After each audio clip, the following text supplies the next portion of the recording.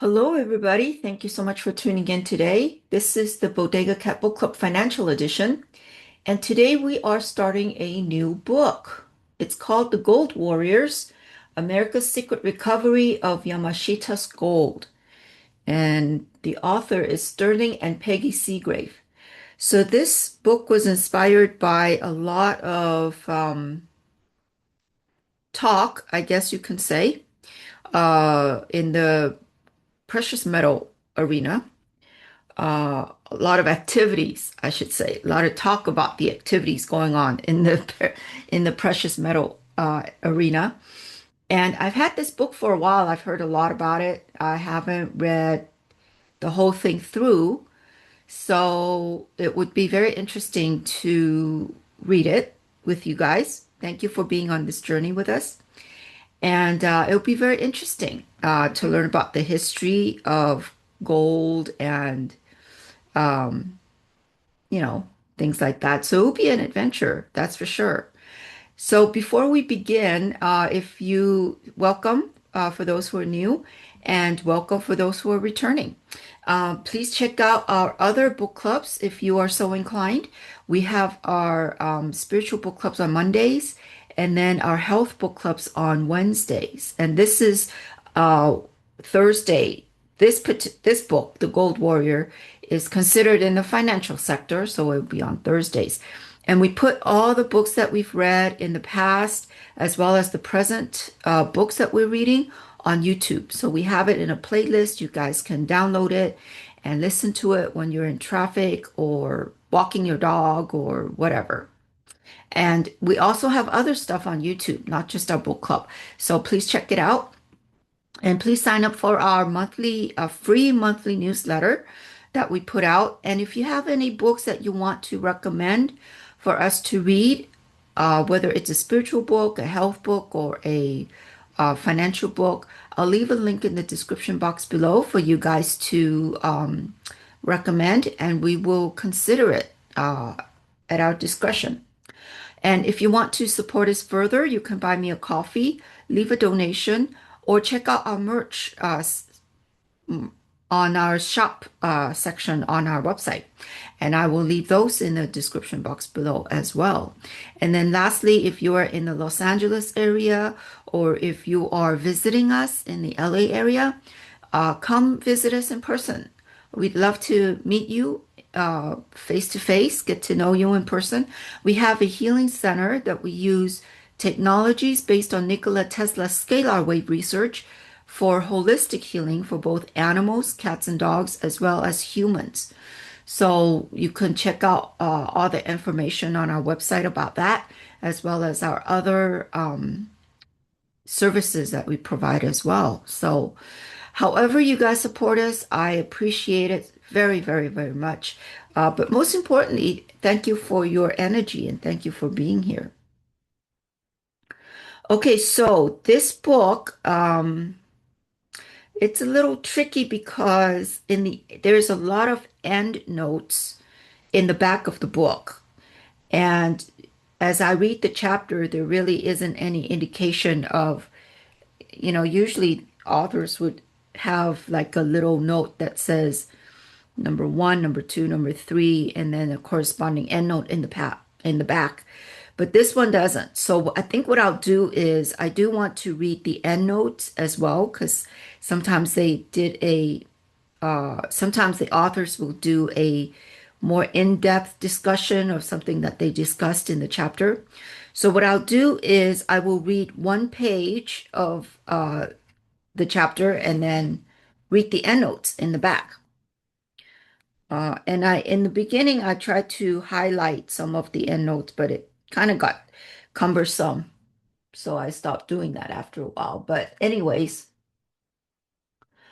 so we will be going back and forth with the book. So if you have a book, you can follow with us there. If not, you can follow with us here on camera. Now, this book has very small print. So what I'm going to do is I'm going to move the camera in so you guys can read, especially for like people like me who can't see anything. Oops, okay. I think that's good. All right. So this is chapter one, and it will be part one. Okay, here we go. Behind the mask. During the night of October 7, 1895, 30 Japanese assassins forced their way into Korea's royal palace in Seoul. Bursting into the queen's private quarters, they cut down two ladies in waiting and cornered Queen Min. When the minister of the royal household tried to shield her, a swordsman slashed off both his hands. The defenseless queen was stabbed and slashed repeatedly and carried wailing out to the palace garden, where she was thrown onto a pile of firewood, drenched in kerosene and set aflame. Oh my goodness, what an opening scene! An American military advisor, General William Dye, was one of several foreigners who heard and saw the killers milling around in the palace compound with drawn swords while the queen was burned alive. Japan declared that the murders were committed by, quote, Koreans dressed as Japanese in European clothes, end quote. A gloss greeted with ridicule by the diplomatic society. According to the British minister in Tokyo, Sir Ernest Satow, First Secretary Sugimura of the Japanese legation in Korea led the assassins. The grisly murder of Queen Min was a turning point in Japan's effort to gain control of Korea. Her husband, King Kojong, was a weakling controlled by the Queen's faction, who were allied with China against Japan. Once the Queen was dead, the Japanese could easily control the king and put an end to Chinese interference. The coup was planned by Miura Goro, agent of Japan's aggressive Yagamata clique. At first, the killing was to be done by Japanese trained Korean soldiers, so it could be passed off as an internal matter. But to make sure nothing went wrong, Miura called for help from the Japanese terrorist organization, Black Ocean. Many of its members were in Korea posing as business agents of of Japanese companies, including the oldest, Zabatsu, Mitsui. Black Ocean and another secret society called Black Dragon functioned as Japan's paramilitaries on the Asian mainland, carrying out dirty work that could be denied by Tokyo. They were in position throughout Korea and China, running brothels, pharmacies, pawn shops, and building networks of influence by supplying local men with money, sexual favors, alcohol, drugs, pornography, and Spanish fly. Spanish fly, what is that? While Black Ocean was obsessed with Korea, Black Dragon, named for the Amur or Black Dragon River separating Manchuria from Siberia, was dedicated to blocking Russian encroachment and seizing China for Japan. Black Ocean provided Miura with the professional assassins he needed, and the rest of the killers were security men from Japan's consulate. Whether they intended to kill the queen in full view of foreign observers is another matter. Japanese conspiracies often began quietly, then went out of control. Okay, let's read any of the endnotes they may have in the back here. And I apologize for the back and forth. Okay, let's see. Ah, okay, so the 30 assassins, diplomat Horace Allen advised the Department of State that on his way to a royal audience, he observed 30, quote, evil-looking Japanese with long swords and sword canes running from the palace. Very interesting. Sounds like ninja to me. National Archives Dispatch Book, Seoul, Allen to Olney, October 10, 1895. And then about the minister of the royal household, he was Yi Kyung-sik, Deuce, Abacus, and the Sword, page 111. And about General Dai and the Japanese Gloss, both from Deuce, Abacus and Sword, page 111 and 112. About Min's murder, Lenson, Korea and Manchuria between Russia and China, page 92. Deuce, Abacus and Sword, page 101 and 108 to 112. Seagrave, Dragon Lady, chapter 10. About the control the king. Japan's puppet regent was a Towogan, an aging Confucian. About the Japanese trained Korean soldiers, it's known as the Holionde. And then about the Black Ocean, Roberts, Mitsui, page 268, and Deuce, Abacus and Sword, page 111. Mitsui and other top Japanese corporations often employed agents of secret societies. Secret societies. Montgomery, Imperial Japan, Kaplan, Yakuza, Whiting, Tokyo Underworld, Deuce, Abacus and Sword, and Cummings, Korea's Place in the Sun. And about the professional assassins, many Black Ocean agents were professional bullies called Soshi. About the security men, Deuce, Abacus, and Sword, page 111. And about the foreign observers, Queen Min's murder was witnessed by American and Russian advisors. Cummings, Korea's Place in the Sun, page 12, and Deuce, Abacus, and Sword, page 108 and 108 to 112. Okay. All right, let's continue.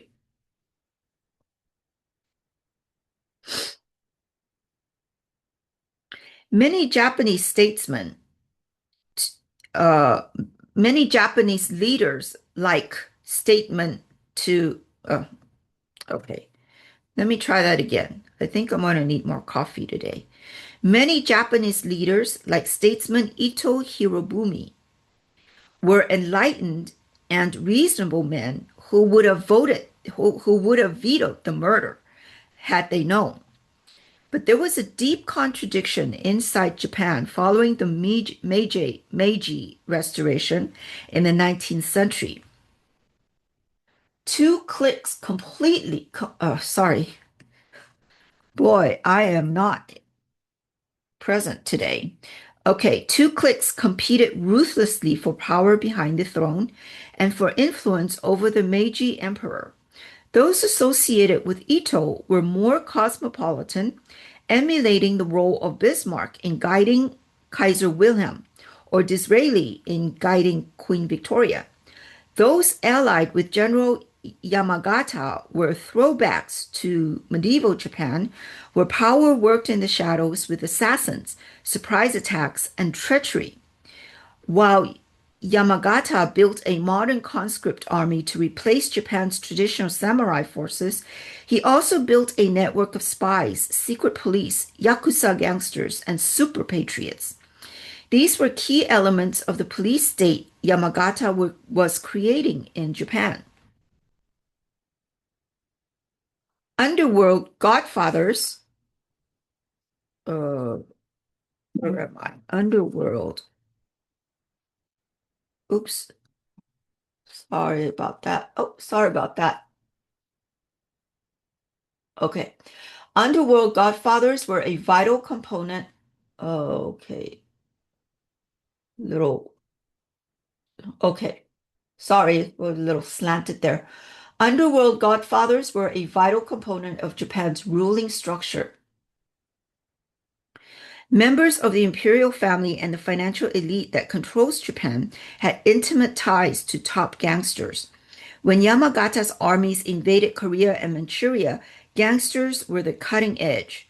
Thereafter, Japan's underworld played a major role in looting Asia over 50 years, 1895 to 1945.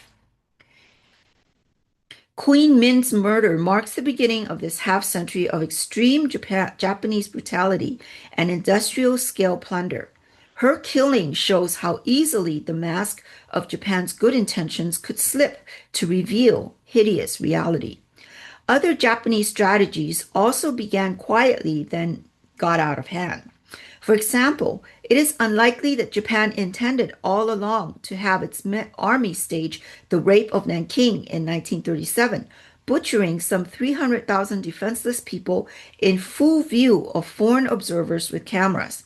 Had the rape happened only once, it might have been a grotesque accident, but variations of Nanking occurred many times during Japan's lightning conquest of East and Southeast Asia.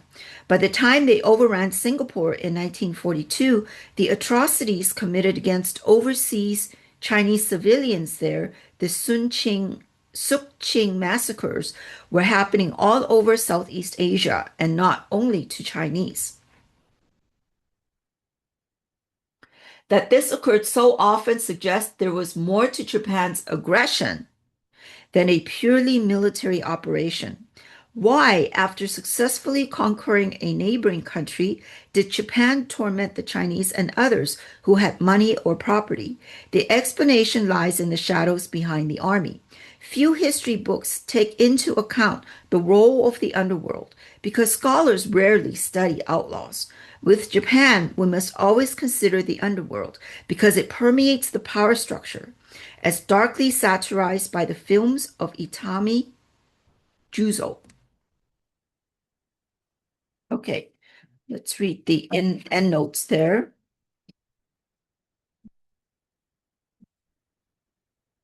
Let's see what we got here. Okay. So about the 300,000 dead, it's the high-end estimate of dead, 300,000. And that's from Cummings, Parallax Visions, page 44. About Itami. Itami had firsthand experience of the underworld when he was attacked by thugs and had his face slashed. Buruma behind the mask for the role of the outlaw as a pillar of Japan's power structure. Okay. Wow, we're already going into some dark places, eh? In the beginning. Very interesting. The conquest of Korea was Japan's first experiment in foreign plunder on an industrial scale, so there was plenty for the underworld to do. Westerners know so little about Korea that it is surprising how much there was to steal.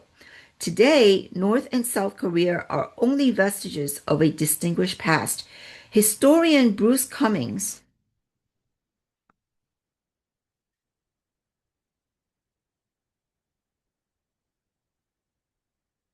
points out that Korea's influence on Japan was far greater than Japan's influence on Korea, end quote.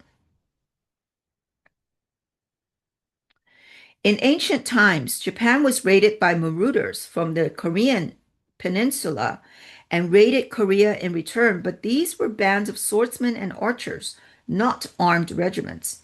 Such raids caused a mutual loathing of Koreans and Japanese that has its parallel in the Catholic and Protestant troubles of Northern Ireland.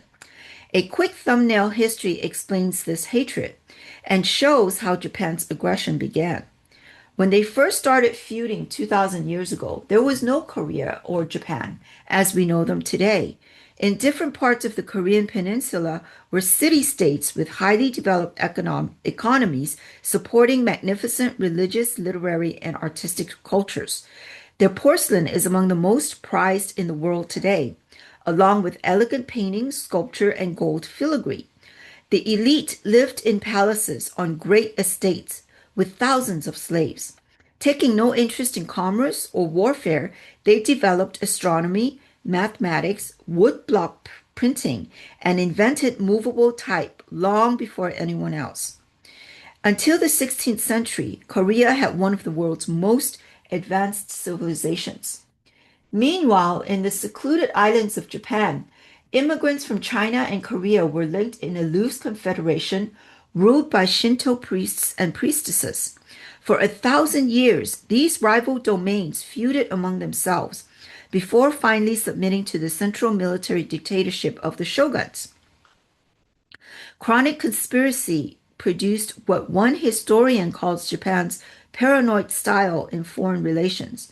If Japan treated each other ruthlessly, Why treat foreigners otherwise? Koreans regarded Japanese as uncouth dwarfs. Chinese were more cultivated, so Korea willingly accepted a tributary role with China. In return, China protected Korea from Japan. What an interesting statement that uh, how Koreans view the Chinese.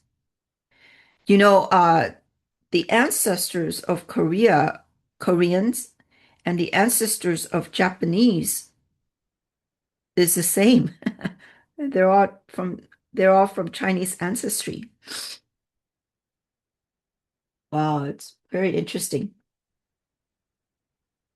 Just a little side note there. Sorry about that. Okay. In the 16th century, after Japan was unified by Toyotomi Hideyoshi, he launched an invasion of Korea with 150,000 men.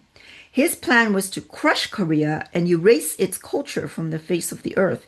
He nearly succeeded. After several years of cruel occupation, Korea was rescued by Admiral Yi Sun-chin's famous turtle ship, the world's first ironclad, 65 feet long firing cannonballs filled with nails. Admiral Yi cut Japan's supply routes and destroyed its ships. Humiliated, Hideyoshi died soon afterward. Despite this failure, the invaders profited richly by looting Korea. Their army included monks and scholars assigned to steal Korea's finest manuscripts. Samurai kidnapped masters of ceramics such as the great Ri Sampyeong and made them slaves in Japan. A Korean scholar said the Japanese were quote, wild animals that only crave material goods and are totally ignorant of human morality, end quote. Centuries later, when Japan invaded Korea again, its armies once more included teams of monks and scholars to find and loot the finest artwork. Korea never recovered. In the 19th century, it was the weakest, least commercial country in East Asia, ripe for picking. China's Manchu government on the verge of collapse was in no shape to defend Korea.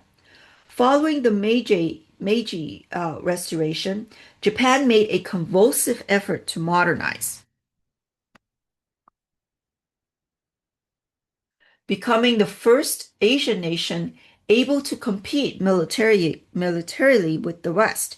As her army and navy developed, she was in a position to launch a campaign of mechanized conquest on the mainland to acquire a colonial empire of her own. Her first target was Korea. Politicians and army officers argued that if Japan did not grab Korea, Manchuria, and Taiwan, they would be grabbed by Russia, France, or England.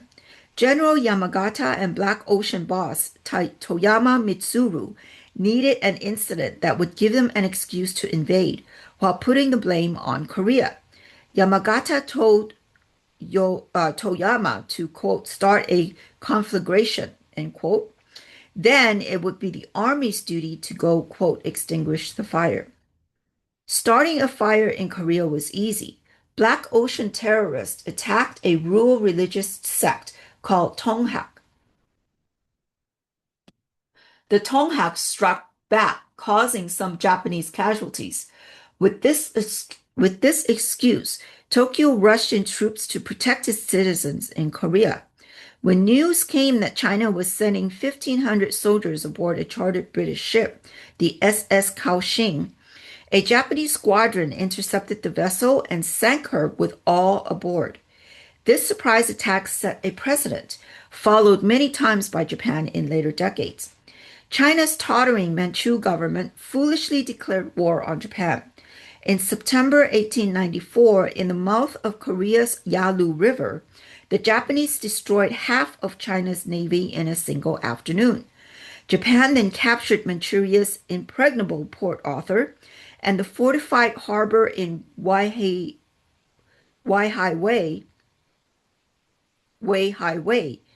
in Shantung province, sinking all Chinese ships in the harbor.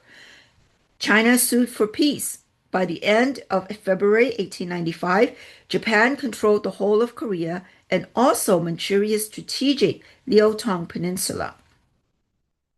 China also gave Japan control of Taiwan, which became Tokyo's first colony. When South Manchuria and Port Arthur were turned over to Japan, France and Germany and Russia pressured Tokyo to return them. It was at this point that Queen Min refused to cave in to Japanese bullying and was murdered. The stage was now set for the unprecedented cruelties of the 20th century. Okay, we'll stop here for now for the chapter. Let us look at the endnotes for what we've read so far. Okay, let's see, where did we leave off?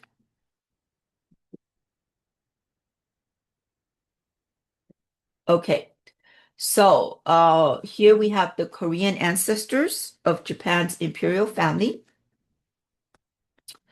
Of the three ancient Korean kingdoms, Pakche may have had the strongest cultural influence on Japan. And that's from Cummings, Korea's Place in the Sun, page 31, note 19 and 33. About the mutual loathing of Japanese and Koreans, quote, a severe anti-Japanese allergy, end quote. See Cummings, Korea's Place, page 89. About the feuding, the northernmost kingdom, Kogoryo, stretched from what is now Port Arthur all the way to Vladivostok, and south nearly to Seoul. Down the east coast of the peninsula facing Japan sprawled the rich kingdom of Silla. The third kingdom, Pakche, in the southwestern corner, is known today as the Chola provinces, famous for its dissidents. Of these ancient states, Kogoryo was the most powerful, protecting the entire peninsula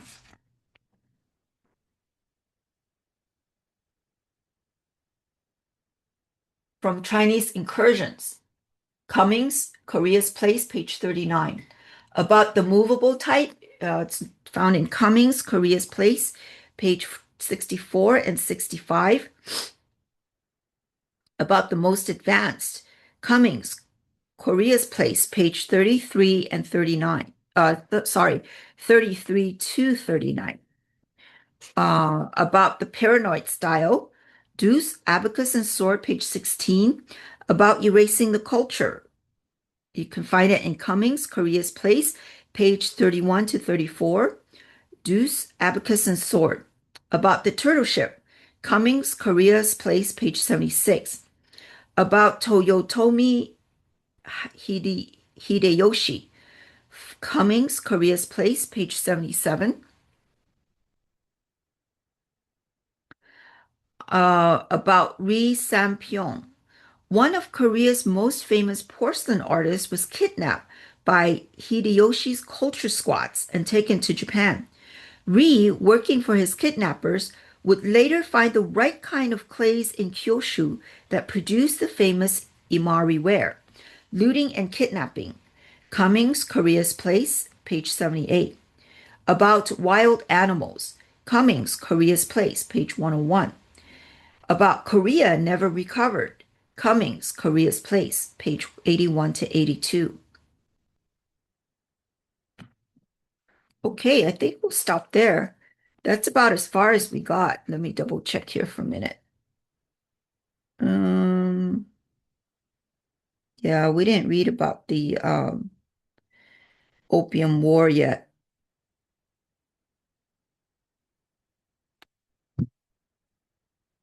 Okay, let me double check here, page 17.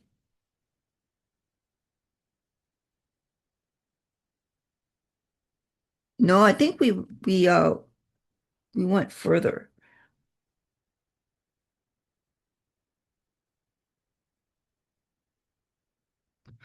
Yeah, we talked about Korea false starts, right? Tongshaks. Tongshaks, let me see here. Yeah, we read about that. So I'm gonna go further here for a minute. Okay. So, about China's defeat by Britain during the Opium War. China's defeat by Britain during the Opium War, quote, was a profound shock to the Japanese elite who had long seen the country as a source of culture and learning, end quote. That's from Deuce, Abacus, and Sword, page 21. Quote, the modernization of Japan with new technology permitted the Meiji leaders to crush opposition within Japan and then to protect and to project Japanese power outward, end quote. That's from Deuce, Abacus, and Sword, page 18. Um, okay, so here we have Japan's new conscript army was created to suppress internal conspiracies and uprisings. With those under control, the general staff now turn their attention to a military and logistical buildup for conquest on the Asian mainland and possible war with China. And that was from Deuce, Abacus, and Sword, page 61. First target, Korea was rich in rice, wheat, mineral resources, and manpower, all of which Japan needed. That was Deuce, Abacus, and Sword, page 35. Ito Hirobumi, quote, two-thirds of the men in the Imperial Guard lean toward the view that Korea should be subjugated, end quote. Deuce, Abacus, and Sword, page 41, note 21. Korea, false, Korea, several false starts were made as Japan provoked incidents. China gamely countered. In 1884, Tokyo tried again, paying Korean radicals to attempt a coup. Chinese troops intervened, but not before the Korean coup leader, Kim Ok-hyum, escaped to Japan with the help of Black Ocean. Later in 1894, Kim was lured to Shanghai, where Chinese agents shot him dead. His murder was the catalyst that brought about the Sino-Japanese War of 1894 to 95. That's from Seagrave, Dragon Lady, page 177 to 178. About the Tonghaks, Deuce, Abacus, and Sword, page 66. And about Kaohsiung, a precedent followed in later decades. C. Roberts, Mitsui, page 148. And I think that's it. Let me see. I'm just going to make sure I got every endnote covered.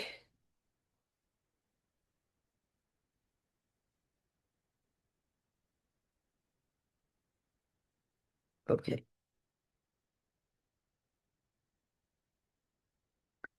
I think that's it. So let me, okay, we'll stop there for now. I'll make a note after I can find my little handy pencil. But anyways, wow. I can, it's almost reads like a movie, doesn't it? In the opening scene with the murder. It's pretty gruesome. Wow. Okay, I hope you enjoyed that. It almost reads like a novel. Oops, sorry about that. But it's going to be, I think it's going to be a quite exciting book to read. Anyways, we will hope you enjoyed that and have a great day, great afternoon, great evening, wherever you guys are. And we'll see you next time in our next video. Okay, bye-bye now.